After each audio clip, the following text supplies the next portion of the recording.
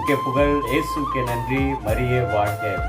உள்ளத்தில் என்றும் துணிவுடன் இருந்த தாய் மரியாள்.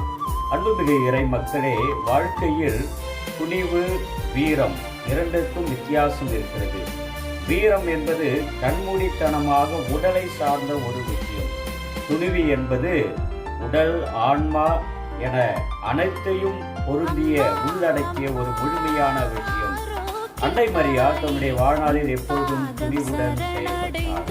எனவேதான் அந்த வீர புகழ்ச்சி பாடலில் என் ஆன்மா ஆண்டவரை ஏற்றி போற்றுகின்றது, என் மீட்பராம் கடவுளை நினைத்து எனது உள்ளம் தேர்வு வகை கொள்கின்றது என்ற அந்த அருமையான வீர புகழ்ச்சி பாடலில் தாழ்நிலையில் இருக்கின்ற எம்மை உயர்த்துகின்ற ஆண்டவர் என்று போற்றி பாடுகின்றார். அடிமையின் தாழ்நிலையில் இருக்கின்றவர்களை அவர் கண்ணோக்கி உயர்த்துகின்றார். அடிமையை பற்றி பேசுவதற்கு அன்னை மரியாளுக்கு அங்கே ஒரு முழுமையான வீரம் கலந்த துணிவு அவருக்கு இருந்தது. அன்னை மரியாள் சந்திக்காத துன்பம் கிடையாது. அன்னை மரியாள் தோன்று போகவில்லை, துணிவோடு வாழ்ந்தார். அதைத்தான் இன்றைய நாளிலே ஆண்டவராய் இயேசு கிறிஸ்து யோவான் 16:29 முதல் 33 உலகில் உங்களுக்கு துன்பம் உண்டு, எனினும் துணிவுடன் இருங்கள், நான் உலகின் மீது வெற்றி கொண்டு விட்டேன் என்றார். இயேசுனுடைய பாடுகளும் இறப்பும் உயிர்ப்பும் விண்ணேற்றமும் துன்பத்திற்கு எதிரான எதிர்நீச்சல். தள்ளி போகின்ற வாழ்க்கையிலே அடித்துச் செல்வதுதான் இன்பமான வாழ்க்கை என்று நினைத்துக் கொண்டிருக்கின்றோம்.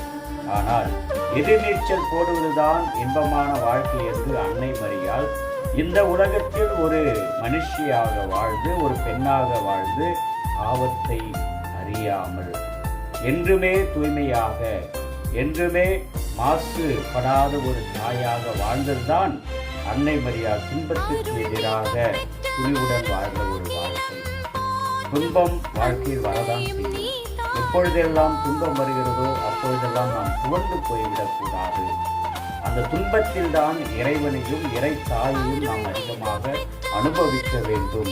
அந்த துணிவு ஆண்டவர் இயேசு கிறிஸ்துவிடமிருந்து பெற்றுக்கொள்வதற்கு, பெற்றுத் தருவதற்கு துணிவுடன் இருந்து செயல்படுபவர்தான் நம் தாய் மரியாள்.